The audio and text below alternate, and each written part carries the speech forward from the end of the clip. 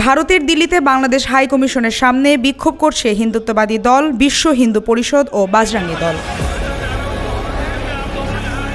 বিক্ষোভের কারণে হাই কমিশনের নিরাপত্তা বাড়ায় পুলিশ ও প্রশাসন। তবে পুলিশের ব্যারিকেড ভেঙে হাই কমিশনে ঢোকার চেষ্টা করে তারা। এ সময় তাদের সরিয়ে দিতে পুলিশ লাঠিচার্জ করে।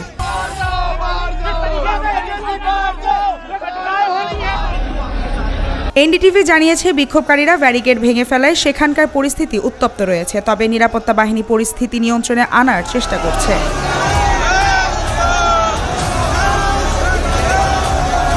হাই কমিশনের নিরাপত্তার কথা চিন্তা করে সেখানে ৩ স্তরের নিরাপত্তা ব্যবস্থা মোতায়েন করা হয়। এছাড়া পুলিশের পাশাপাশি আনা হয় প্যারামিলিটারি বাহিনীর সদস্যদের।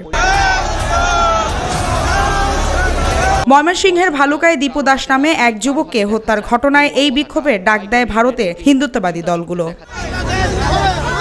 এদিকে বাংলাদেশে নিযুক্ত ভারতীয় হাই কমিশনার প্রণয় ভার্মাকে তলব করে সাম্প্রতিক ইস্যুতে কড়া প্রতিবাদ জানিয়েছে বাংলাদেশের পররাষ্ট্র মন্ত্রণালয়।